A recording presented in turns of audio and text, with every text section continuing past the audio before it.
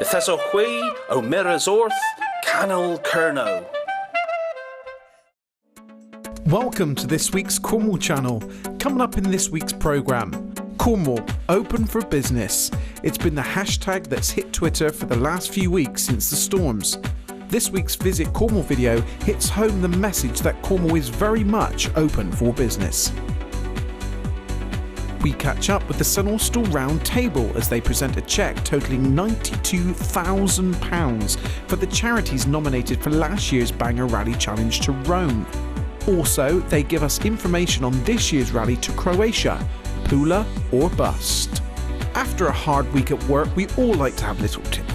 In this week's show, we have a look around the visitor centre at St Austell Brewery. Cornwall Channel visited the Harbour Tavern for the first time last week and filmed Holly Turton, who is performing there at this regular Wednesday acoustic night. Coming up later, we feature the Social Entrepreneur Programme. We are very excited to feature this week the first in a 7-part series from Disability Cornwall. This week is all about positive things living in Cornwall. As always, thank you very much for tuning into our programme here on Sky and Freesat. We always love to hear from you, so get in touch with us on the normal ways, Facebook, Twitter or our website. Enjoy the show. So I'm here now with the Vice Chair of the St Austell Round Table, Ashley Potter. Tonight, Good evening, Shane. Good evening. The cheque It's one of those. It's one of those. The cheque presentation, that's a lot of money tonight, 92 grand. You must be over the moon.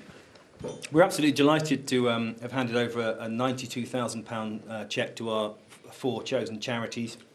It's going to go a long way in the county to saving lives and offering respite care to an awful lot of people. Everyone who took part in the rally really did their bit. I mean, it was a big journey, it's a big effort from everyone, and we can only say thanks very much to all the people that participated and worked so hard and also had a lot of fun and entertained us every night without question.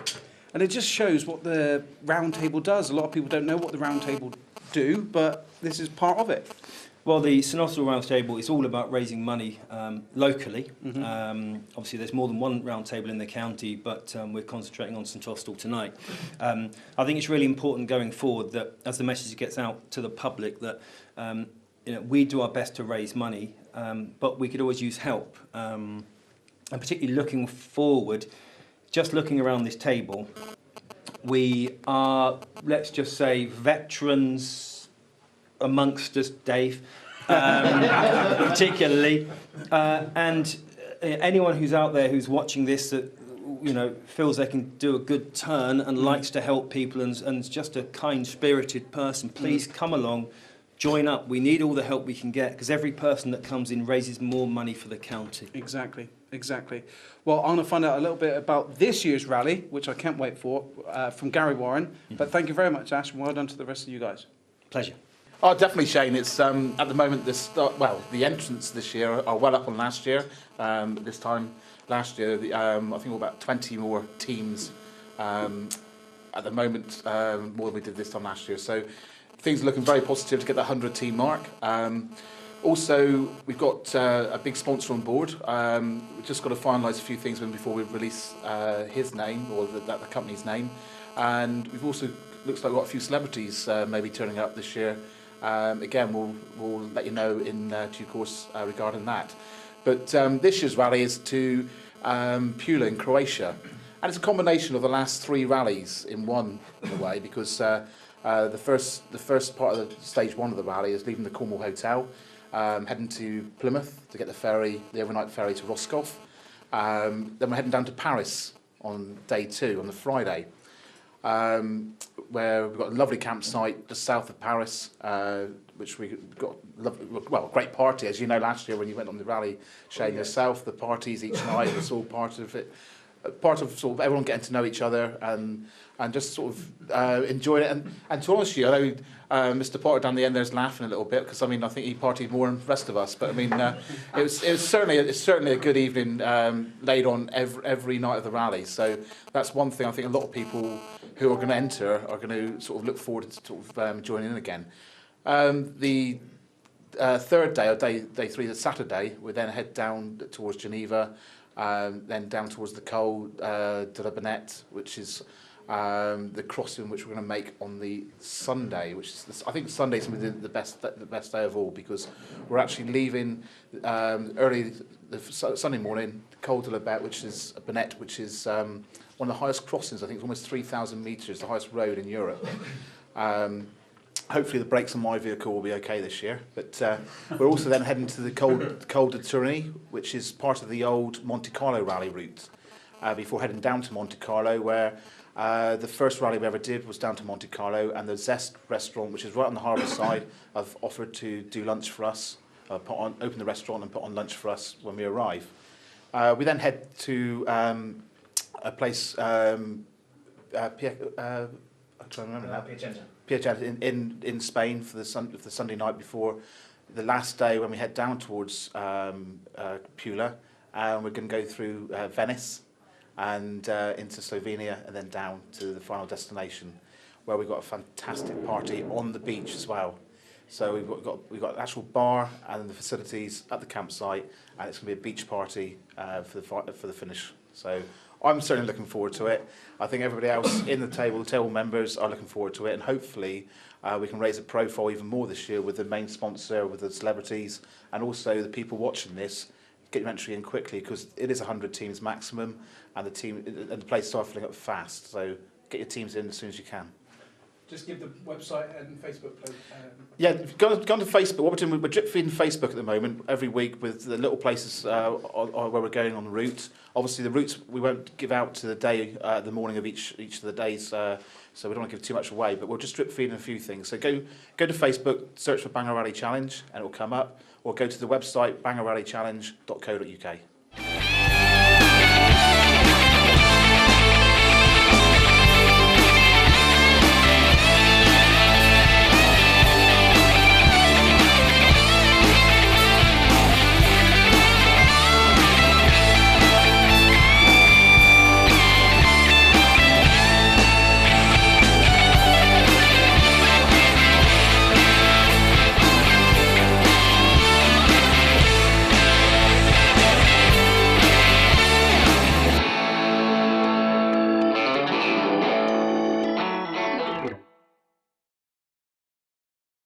Hello, I'm Theo Pafitis, and you are watching the Cornwall channel.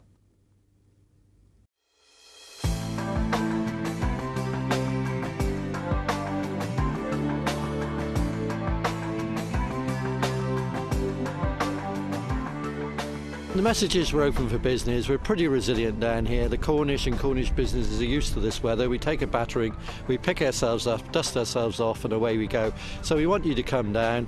94% of you come down by road. The roads are fully working. There's extra coaches laid on. There's now 6 flights a day from Gatwick to Newquay. That's doubling, as well as the train with the bus connection is working. So don't let the stories of us being cut off put you off. We're open and raring to see you and having a great time. And come down and see Cornwall, see how well it survives the storms. It's very impressive at the moment.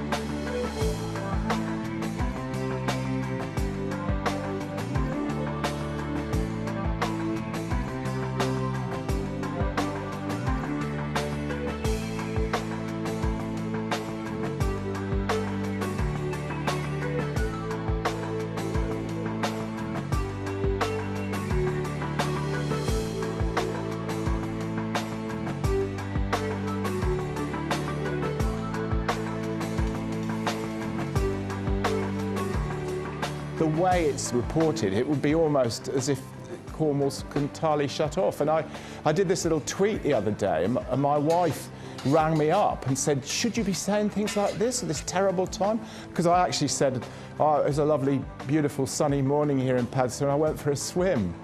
But then you just sort of see the sort of negative impact.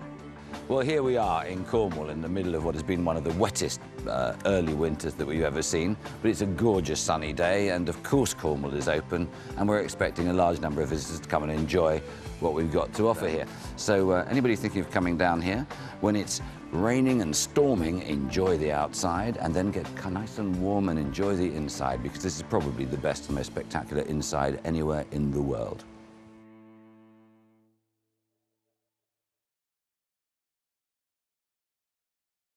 Hello, I'm Theo Perfitis, and you are watching the Cornwall Channel.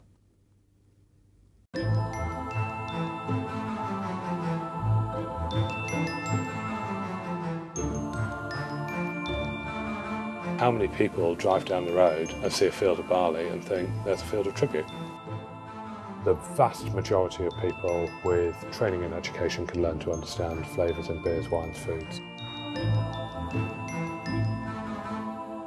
There's nothing more natural than beer. You know, it's just water, barley, hops, yeast.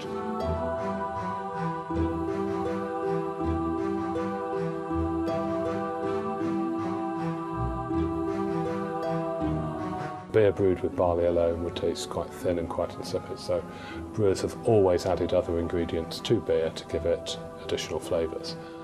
Hops are the seasoning in beer. We can benefit from different varieties which are grown in different parts of the world.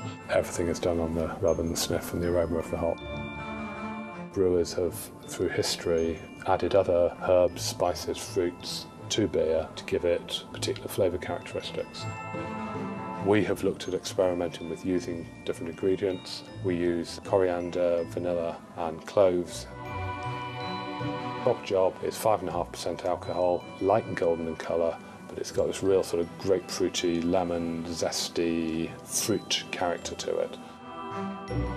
I think the beer can actually match food sometimes better than wine. The thing with Trelawney is it's been brewed to deliver lots and lots of flavour at a very modest alcoholic content. So it's a perfect lunchtime beer. You might say, for example, a Ploughman's or something like that. What could be more British pub than a nice pint of fresh cask-conditioned Tribute and fresh fish and chips down by the seaside in Cornwall. Tribute's not particularly bitter, it's quite full, it's got a distinctive maltiness with this real sort of fruity, citrusy zest. Brewing really good lager is all about walking the tightrope. You know, you've got to get flavour in there, but you've got to get the flavour in balance. Admiral's Ale is actually a unique beer. The beer's gone on to win probably every brewing award that there is to be had.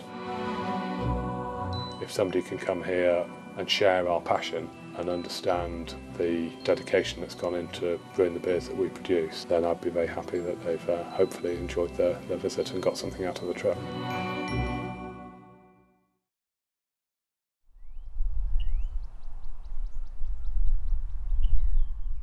Hi, I'm Holly Turton and you're watching the Cornwall Channel.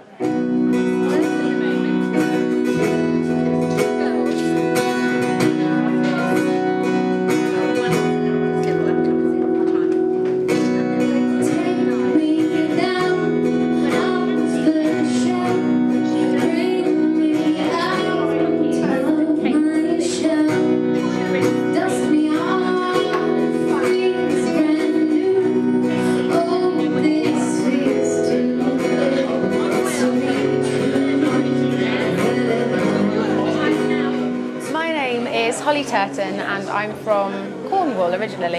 It's a long story. But...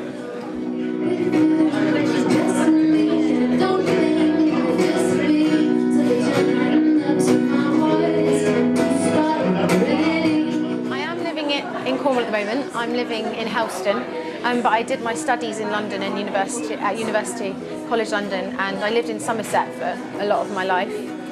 But I've moved back to Cornwall to do the music thing, so going well so far.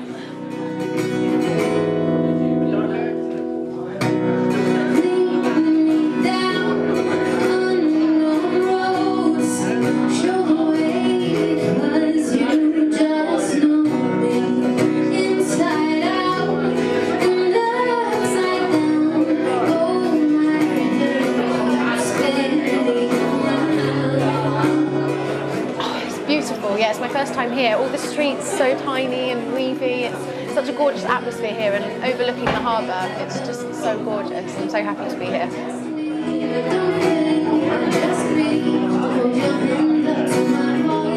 My inspirations. I think I draw from a lot of people. Vocally, people like Adele and Rihanna, but in terms of my writing style, I'm really inspired by people such as Katie Tunstall, Jose Gonzalez, even though I can't play like him, and all the way down to the Beatles we've got to be inspired by. So. We've got the mini sillies.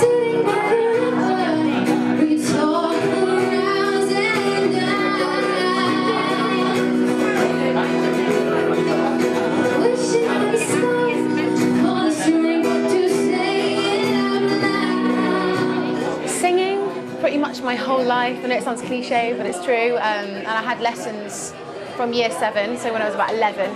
But guitar, I didn't start playing guitar until I started uni, so about 3.5 years ago, 4 years ago. Picked up a guitar and started writing, and it just took off from there. So.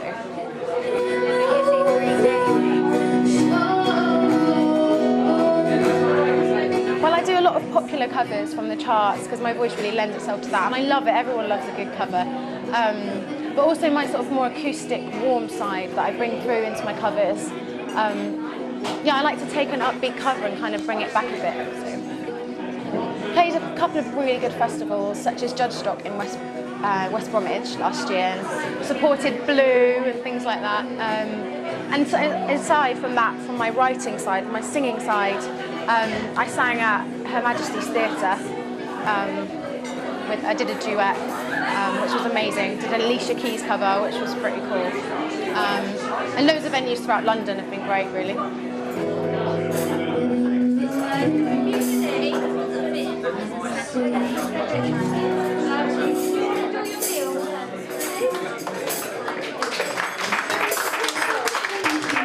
I've got a band. We've been rehearsing for about 4 months now, and we're just about to start getting out there and gigging. We're a lot funkier than my stuff that I write, so we actually are an individuals band. We've been writing stuff together, but my stuff that I write on my own is quite acoustic, whereas the stuff with the band is very funky, very poppy, like get up and dance. It's really exciting. I can't wait to get out there and gigging.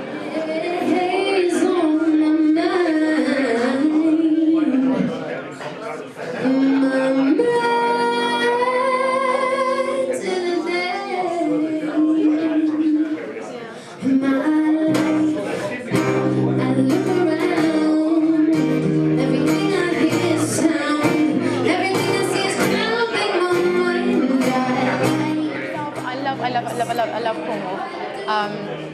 I particularly love the music scene down here. There's such a nice community. There's always a friendly face, and I think you do get that at gigs. You actually get to know people, whereas when I did gigs in London, sometimes you're just another face in the crowd, whereas here people will come out and see you, and similarly you go and do the same for others, and it's a really nice community down in Cornwall, not just for music but for everything.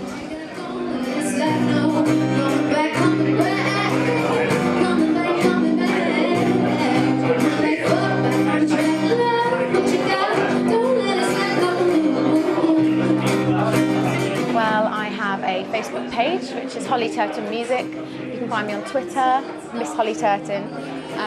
I've got a blog, which is hollyturton.tumblr.com. All of the main social media sites. So SoundCloud, if you want to listen to my EP, which has come out recently, that's up there to listen to for free. YouTube, everything basically online. So.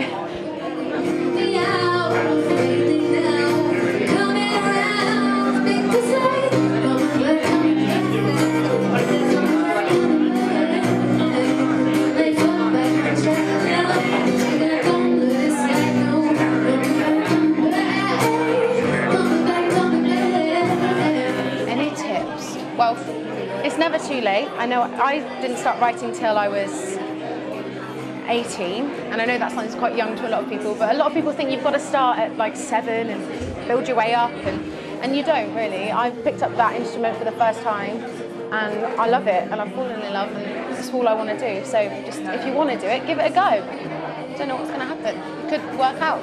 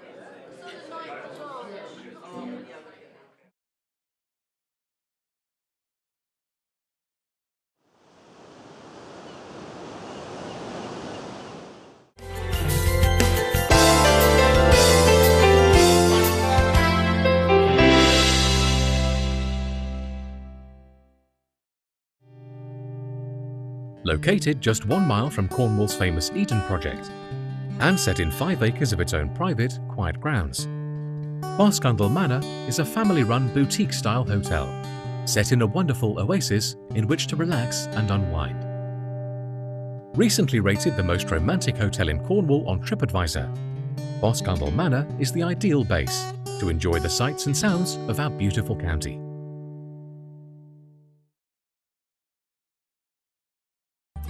Our first cruise departs 22nd of April for 10 days cruising south to the sun, calling at Vigo, Cadiz, Gibraltar and Oporto from £899 per person. On the 1st of May, there's an 11-day cruise to the beautiful Norwegian fjords. Prices start at £949 per person. Or for some summer sun, we have a 13-day cruise departing on the 11th of August, calling at Madeira and the Canary Islands from £999 per person. We also have a Gardens and History cruise departing Falmouth 23rd of August, visiting northern Spain, France and St Mary's from £890 per person. Call 0800 652 3452 now, or call into any Newell's travel branch for more details.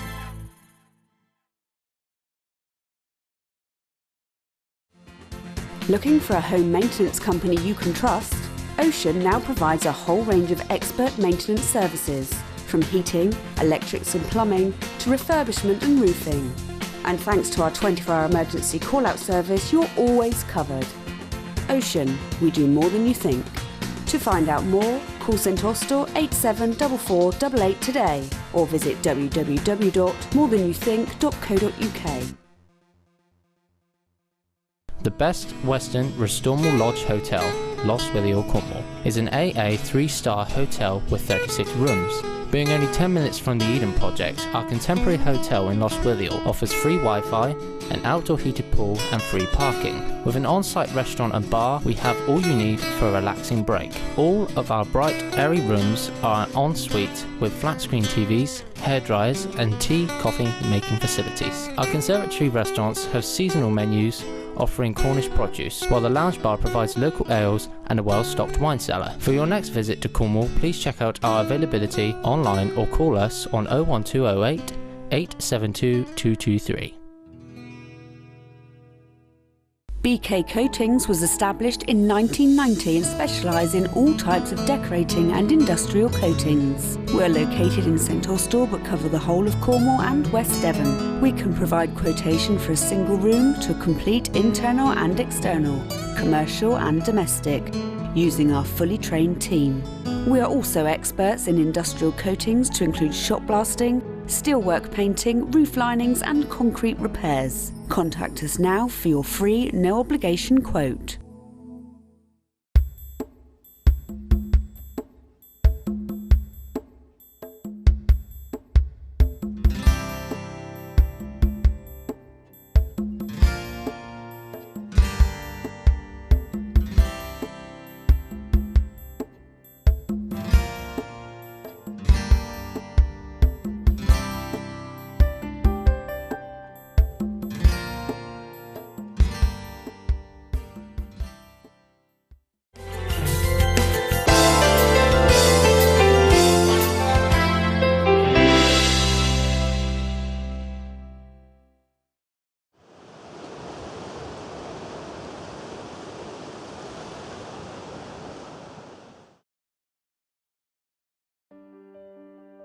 There are many, many talented individuals in Cornwall, many of whom have fantastic ideas for changing the way things work in Cornwall, whether it's to provide different types of services to people, whether it's to create new innovations. There is something unique about Cornwall that I think provides a real hotbed for those people to develop.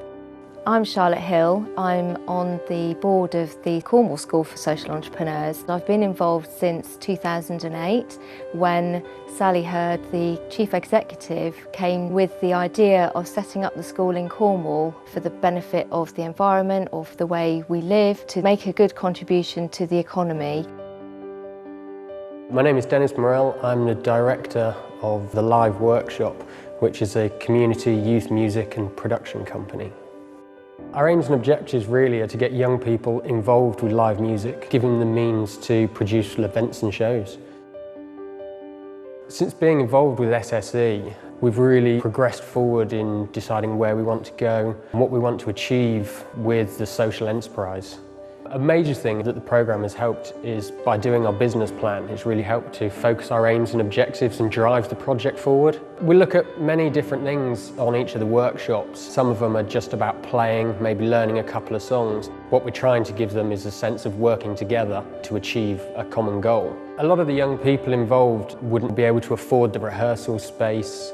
The grant has given us the means to be able to purchase specialised electronic equipment so that we can rehearse quietly.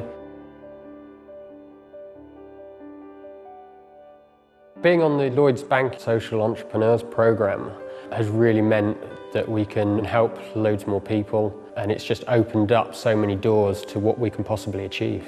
There is a very unique approach that the school takes to providing business support that is very tailored to what social entrepreneurs need. This is beginning to bring a real flavour of change, if you like, to the way the whole business community can develop together and mutually support the different types of business that people who come through the programme of the school are bringing to Cornwall.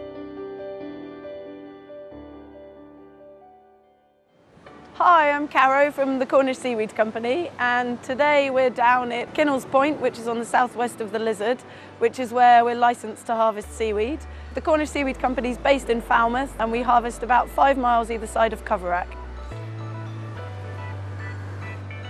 We pick, process and package a variety of different Cornish seaweeds to be used kind of two main markets, either as a superfood or for artisan cuisine, so to bring exciting new flavours to dishes.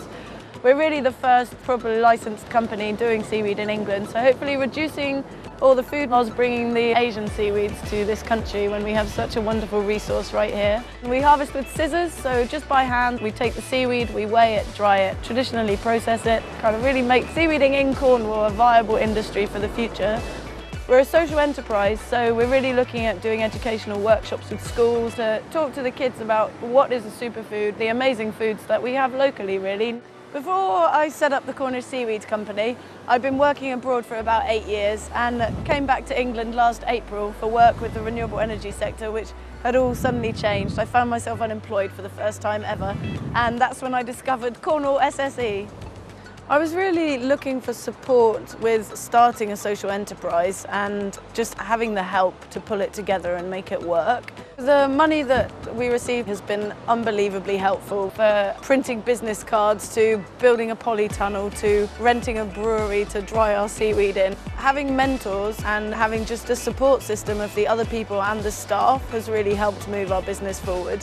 From funding information days to just general talking through problems. Basic legal advice with how to function in certain situations. Both emotional and business support that you get from the team and from the other people that are all starting their own social enterprises as well. We're just so glad that we got involved. Students who've gone through the programme who have either gone to set up a charity or a voluntary organisation or even go into the commercial sector continue with the thing that they set out to do, which was to set up a social enterprise. So I think the multifaceted nature of the support that the school provides and the fact that it is actually tailored to the talent and the needs of the individual is something that is pretty unique to what we offer. What we want to create is a venue for social enterprise. Initially, we had lots of different project ideas, and trying to form that into a business idea that you can articulate to people was a nightmare. But lately, it's been compartmentalised into phases. We should have some nice projects running, which will bring in an income, but they're also sort of quite close to our heart. You know, we want to be growing food here and helping other people to grow food that haven't got the chance or the space to. Right now, we're on phase 1, so we're doing the physical work, getting the field ready so that it's a usable space. I want to do workshops with kids in schools, so I want to get them creating electricity using wind turbines, water turbines, solar panels, things that I've created in here using scrap materials. Phase 2 is pilot projects. One of the ones that we could establish quite soon is working with vulnerable adults and autistic people. Activities based on, the animals, get them involved in growing their own stuff, maybe making some food out of what they've grown. But once we've got the guys coming here, we can then start investing more money in setting up, a nice classroom or a learning space for anyone really that wants to learn building techniques, rainwater collection, growing, animal husbandry. There's a million different things that we can do here. I've been working in IT for the past 12 years as a trainer and then later as a technician. About a third of the way through the SSE programme, I gave all that up so I could concentrate on things that I'm passionate about. One of the first things we did at Dressage Farm was get a beehive. Everyone knows how the bee colonies are suffering throughout the world, so we wanted to start producing our own honey. Eventually we can make lots more hives and really help the bee population in Cornwall. The funding has been a massive help and it was a good kickstart. But without the support of Cornwall SSE and all of the sessions that we've had there, I wouldn't have even got this off the ground. Each session teaches me something that I need or I will need somewhere along the line. The tutoring I've had from the programme has been really, really handy, and every time I come away from there, I've got a new action plan, a new set of goals and some tools to help me. The ALS sessions that we do, they always help. Just to have the support there of your peers as well is a massive deal, because sometimes we're just pulling our hair out and we don't know which direction to turn, and then you speak to someone that's gone through the same thing and you've got the answer straight away. It's not about charitable purposes necessarily, it's not about volunteering, but there are some really strong commercial components within the programme that really underpin the potential of these businesses flourishing. One of the questions that often gets asked about social enterprise is which is more important, social purpose or making profits? And it's a bit like chicken and egg, which comes first? Actually, the two go together to complete the whole. They're like yin and yang. And I think the great thing about what we see in the Cornwall School for Social Entrepreneurs is a group of people who every year absolutely get that concept of the fact that it's combining a great business, but actually it's either the core content of the business or it's the way in which the business goes about its business that's different. And one of the things that social enterprise does is it makes those things visible. And the lovely thing about coming to the Lloyds Bank and the Cornwall School for Social Entrepreneurs graduation ceremony is that every time you hear one of those graduates speak, you see the invisible man, you see the social purpose that sits behind that business. And the more we can support businesses that really are about social enterprise, the more people will get it. So making the vision real, saying these people are doing it, we're giving them an award for doing it. What a fantastic way for other people to go, I get it, I can do that as well. If we're going to redesign this world to be in better balance with both people and nature, social enterprise is one of those fundamental planks to take that forward. Well, Ways with Willow basically provides beginners, willow weaving and basketry courses and workshops throughout the wider social community in Cornwall. And we specialise in working with adults and children with learning disabilities, mental health problems and those that have experienced domestic abuse. Working with Willow is really therapeutic. It's hugely rewarding, and basically through our courses, projects and hands-on activities, working with Willow helps people to improve their self-confidence, but it also helps to reduce social isolation and basically help to improve and enhance lives. Through running paid-for courses and workshops and the sale of products, our profits are used to provide free and subsidised opportunities for disadvantaged people throughout Cornwall. We're really passionate about the preservation of our traditional craft heritage. Willow weaving is one of the most ancient forms of craft in the UK and beyond. And we're also really passionate about promoting the use of willow as a sustainable material.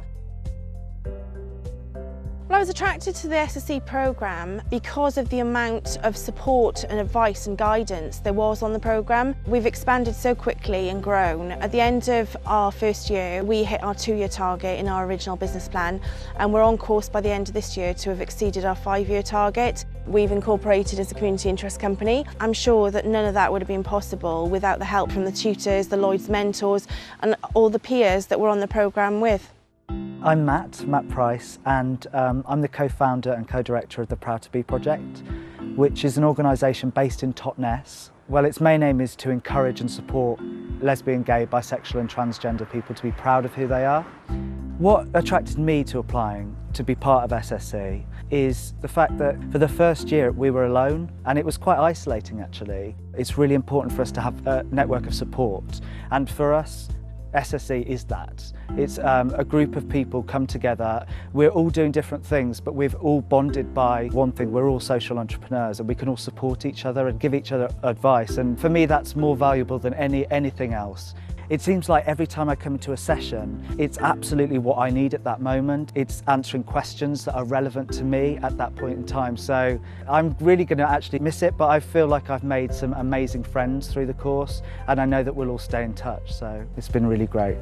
A large proportion of businesses fail in the first 2 years, largely because a lack of understanding of what's required to run a business, but also the sort of startup money that's needed. And this programme, it really helps people to get the skills. It takes people who've got a good idea and are enthusiastic and got lots of energy, and it gives them the skills to be able to avoid that disaster in the first couple of years. And also the grants help them to provide some capital to buy equipment that perhaps they didn't really realise they needed at the start, but also helps them to grow the business over those initial first couple of years. Without the grant, we certainly wouldn't have been able to roll it out as far or as quickly as we have now, and it's been a fantastic resource for us to have. My name's Louise Brooks. I'm based in Glastonbury, and I've set up a company called earthfrogs.org. I've got a background in survival and working at eco-villages around the world, and I recognised that there was a real gap for a lot of people in connecting with nature, in optimising how they meet their basic needs for food, water, shelter and energy. I applied for the programme because I didn't really have any business skills as such. SSE and the grant funding really helped with all the governance issues, how to set up a community interest company. I didn't have any idea about how my company was going to look when I started, so it's definitely enabled me to interact with other partners, groups and businesses.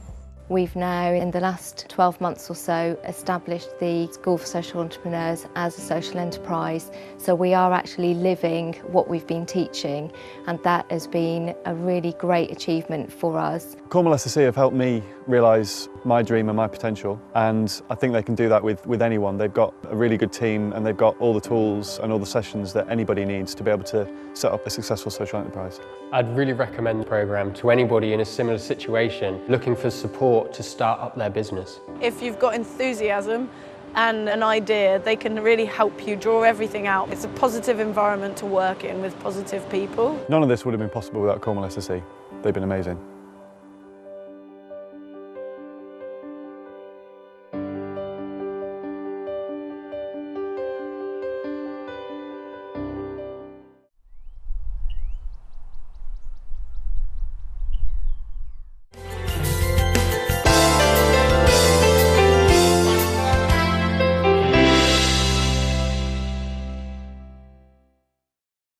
Go Jute is a company with Cornish roots but with a global reach with offices in Holland, USA, Australia and India. Specialising in premium quality jute and cotton bags for the individual customer and the corporate blue chip companies. Following the success of Go Jute, our sister company southwesterlywindbreaks.com is the first company in the world to offer an organic cotton windbreak printed with your corporate imagery, as well as a stock range of designer windbreaks. Go Jute prides itself on its friendly and innovative approach. To view our full range of products with the in-house screen printing and embroidery, as well as other promotional products, please visit us online at gojute.co.uk.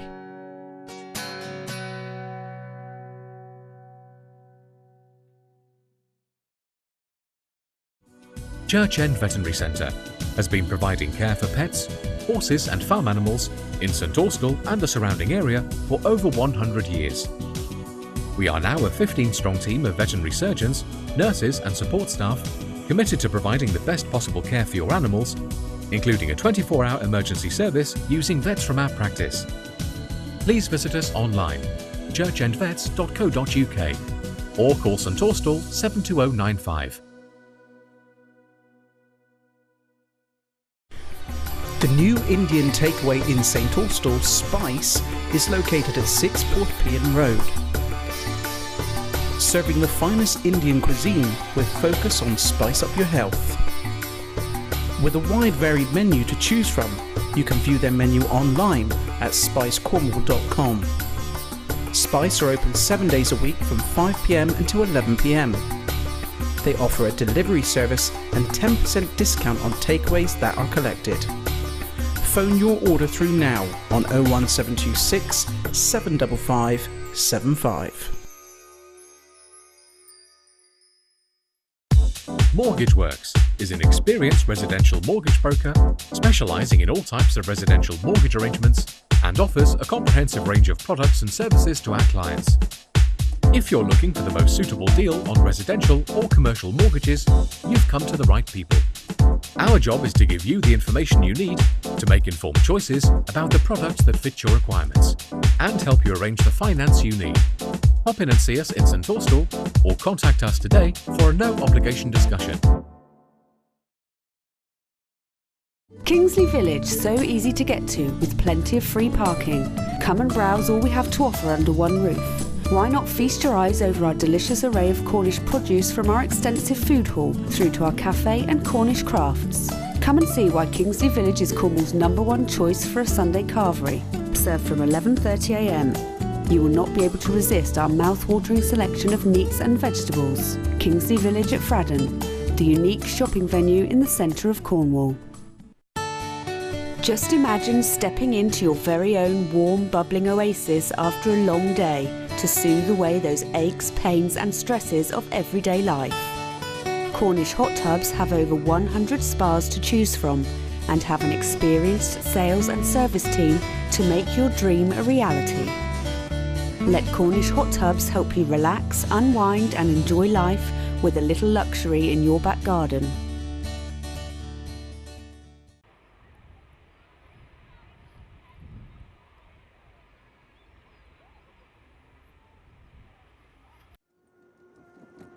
Dr. Theo Blackmore outside on an electric scooter.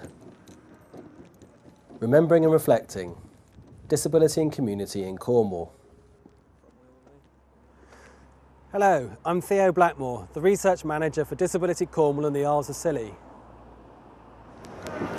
I graduated from my PhD at Exeter University in 2008. My PhD was on the subject of disability studies. And as part of that research, I interviewed disabled people living in Cornwall about their life histories. One of the people I interviewed was down at the Cheshire Home at Long Rock.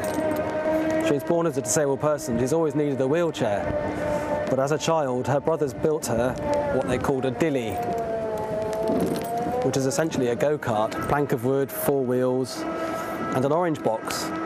And they used to pull her around on this dilly. This is on the basis that they couldn't get hold of a wheelchair. It occurred to me at that time that there were disabled people living in Cornwall who have some real tales to tell about their lives and about how things have changed over time. So that person then moved into a Cheshire Home when she was aged in her 20s, where she's lived ever since. So she's lived there for about 60 years on the basis that she could get hold of wheelchairs and the place was level and accessible to her. So this project was funded by the Heritage Lottery Fund. We interviewed 19 disabled people across Cornwall about their lives living in the county. We got in contact with some of the people through the Cheshire Home. We did a couple of days of interviewing down there. We did some interviews up at the Echo Centre in the east of the county at Liskeard, which is a day service for people with physical impairments. And I got in touch with some people through my own contacts, as well as through the contacts of Disability Cornwall and the Isles of Scilly.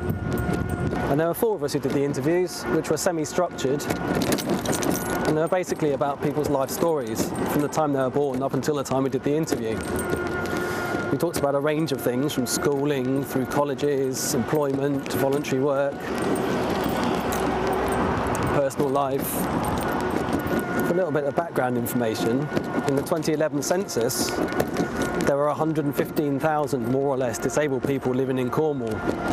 People who ticked the box on the census form that said you have a long-term limiting illness or disability. That's out of a total population of about 550,000. So in Cornwall, the population of disabled people in 2011 was about 20%. One of the things that people like about Cornwall is that sense that people know you and can wave at you and say hello as you go past. We're very grateful to the Heritage Lottery Fund for their funding of this project, as well as, of course, to all the people who we interviewed, 19 people. as well as to the staff and volunteers at Disability Cornwall and the Isles of Scilly. Participants. My name is Trevor Bailey. Claire Tregaskis. My name is Pete Ski. I'm called Paul Simmons. My name is Carol Hayward. Rachel Mark Osborne. Claire Allen. Vicky. Vicky, what's your surname? Lester. Lorna Richards. Hello, I'm Thomas Remnant. Ian MacArthur. My name is Don Whitting. Diana Johnson. My name's Christopher O'Brien Jordan. Paul Bray. Mandy Penrose. My name's Rodney Richards. My name is Sean Rowe. Richard Pryor. Interviewers. Dr. Theo Blackmore, Dean Inwood, Sarah Martin. All interviews recorded in 2013. Transcriber, JHTS Transcription Services. Subtitles, Azook Community Interest Company. Disability Cornwall and Isles of Scilly, Empower, Assist, Facilitate. Supported by the National Lottery through the Heritage Lottery Fund. Most of the people we interviewed spoke very positively about living in Cornwall as disabled people. They talked about community, belonging, and a sense of place. Positive things about living in Cornwall. What are your views about what's it like being in Cornwall for somebody with a learning difficulty? It can be difficult, but things have changed. Because one of the issues, obviously, is the Safe Places scheme now. Because I'm also on the parish council, so this is unusual.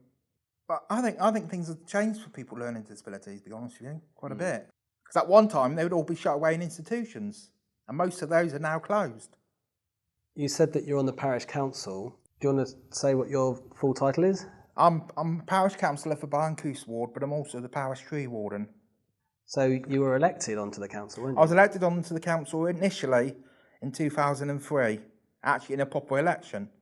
When you say a proper election, you mean just a council parish election, wasn't it? I'm in an election where I had to go to the poll, as opposed to what's happened in the last couple of times. And so when you're elected onto the council, what do you have to do? What are your duties as a councillor? Well, my duties is to represent the people who live in my ward on whatever issue that comes up, i.e. planning issue, for an example. Controversial planning applications, usually, do attract quite a few members of the public. So do you get a lot of the general public knocking on your door and talking to you about their local I do problems? get people sometimes, not necessarily knocking on my door, but definitely stopping me in the street on occasions. And I may occasionally get the odd phone call about something controversial. Or I may end up with a stack of letters if somebody tries to put 40 houses down West Tolgis. It's a very, very lovely county. The people are absolutely wonderful. I live in a village, Grandpound now, and the people there are just so helpful, and they treat me like a human being as well. You know, they put a crossing in for me. Well, they've made sure they have a crossing in there, and they're very, very supportive. They'll always cross me over the road if it gets stuck, and they include me in everything. You know, if there's something on at the village hall, you know, somebody said, "Do you want to go down?" "I'm going down, come down with me." And they are absolutely fabulous. The public transport where I am is quite good, actually. In the Camden Wedroof Hale area, the transport's quite good. And that's buses? Yeah. Lovely little town. And in itself, I only realised it this year, it's very inclusive to a point. First time we went to look at houses, we parked in the main street, got out of the car, and people started talking to us. And that was quite unusual for Cornwall in my experience. So, oh, this is all right. But I think what it is, because there's this big training base for the Navy, HMS Raleigh is there, and so there's a lot of people coming in and out the whole time. And I think Tall Point people tend to be more used to incomers and more used to being inclusive. So that was lovely. But also, I couldn't have come back if Weybridge hadn't changed, and it had. I think a lot of it was to do with the Eden project and the fact that from that time on, a lot of people started moving in, it seemed to me, who were a bit from other parts of Britain, who were more used to difference where they come from. So all of a sudden I didn't walk down the street in Weybridge feeling like an alien. But that's interesting because, you know, in my mind and many people's mind, Cornwall's a bit of a tourist destination, so we're kind of used to having lots of people coming here for bits of the year and then disappearing again. Oh, but tourists are seen as a necessary evil, aren't they? That kind of idea about people coming and going there and difference, because we're used to difference in that kind of way, maybe. We are, but it's only temporary. You haven't got to get to know them because they're only tourists. So you can tolerate that, but it's not the same as you might have to see this person every day in your life walking down the street, you know. But that was the difference, was when people stopped crossing the road to avoid me, I knew I could come back, it was safe. When did that happen then? It was literally within a couple of years, and it was around the Eden Project time. You know, that concept of the arts and the sciences and everything having its own place, and mixing and matching and inclusion. I don't think they thought of it in terms of disabled people, you know, like that wasn't top of their agenda, but in terms of thinking more inclusively about life. I think that did have a big impact, actually. And all of a sudden it didn't really matter, actually, if local people were still not liking me because they were new people who didn't mind talking to me. And oddly enough, I found that the more that happened, the more the locals suddenly thought, oh, actually, she isn't quite as scary. And a lot of them seem to come to the conclusion that I've been a teacher, which I sort of was at uni, but not, I wouldn't call myself a teacher. And you know, so that made me respectable. You could do the cliff walks and things like this, and it's lovely. So I like sailing, so I've got my own yacht down at Mevagissey. I would hate to have to go back and live in a town or somewhere now.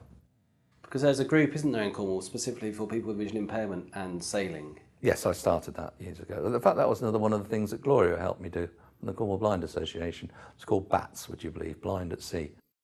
And yeah, they've got a couple of yachts down at Mila there now, and they take visually impaired people sailing because it's a wonderful experience. On a yacht, you can do all sorts of things. You can teach people how to helm. You can take some time and talk to them if they need to talk on their own.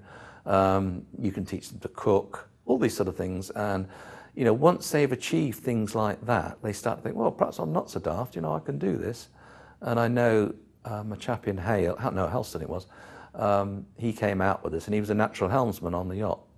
And he loved it. He absolutely loved it. And yet he couldn't cross his own front room.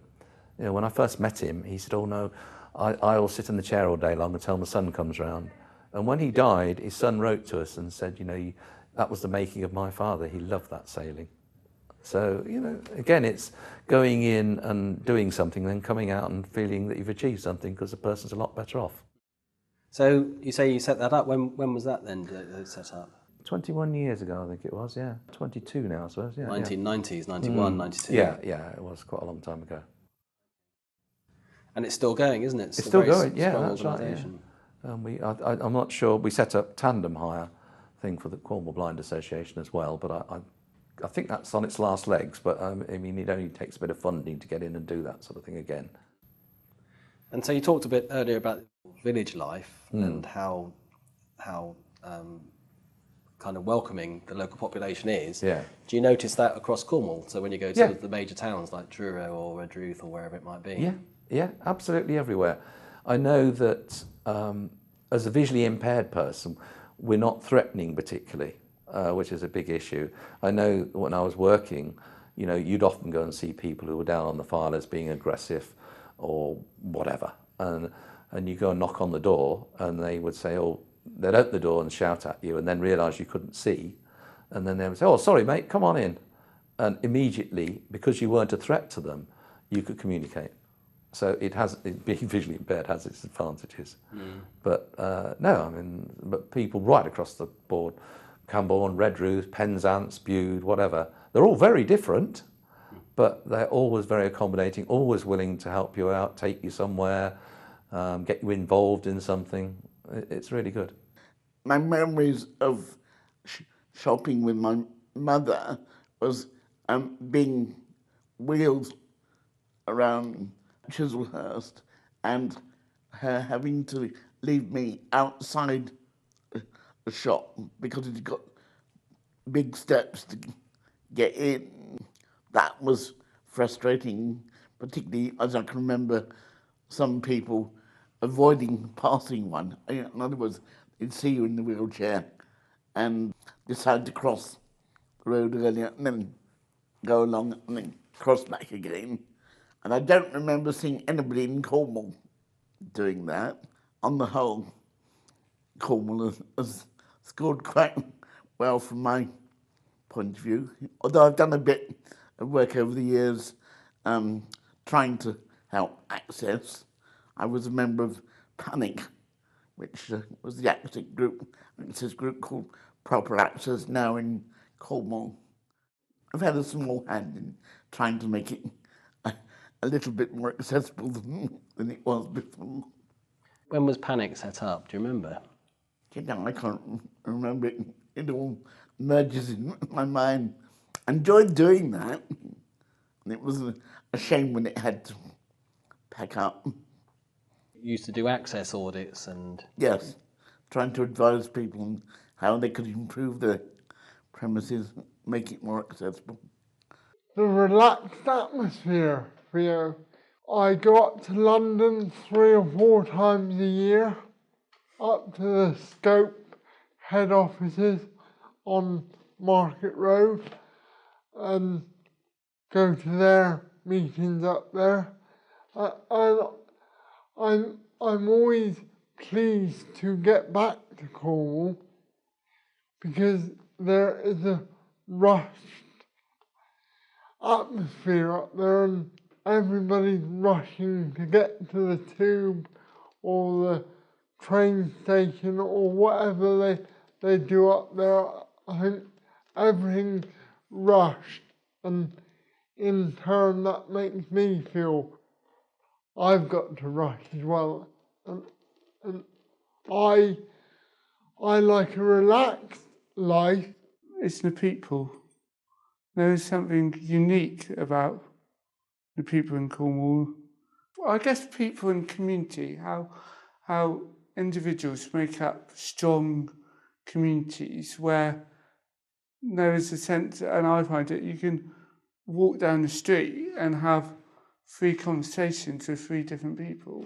And I don't think you always get that in other towns, cities and counties. So, yeah, people and community, I would say.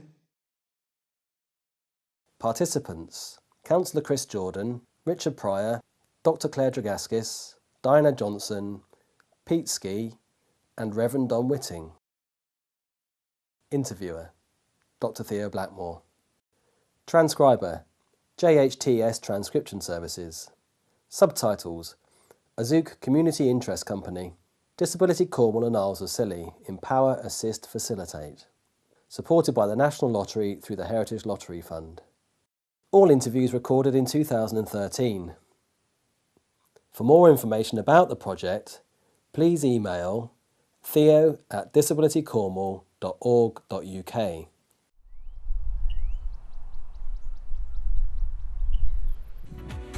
Thank you for watching this week's Cornwall Channel. We would love to hear from you, your thoughts and ideas for future Cornish programmes. This dedicated weekly channel for Cornwall on Sky and Freesat aims to deliver information and local programmes. If you have any news you think we should cover, then please get in touch using our website at cornwallchannel.co.uk or via our Facebook and Twitter pages. See you next week.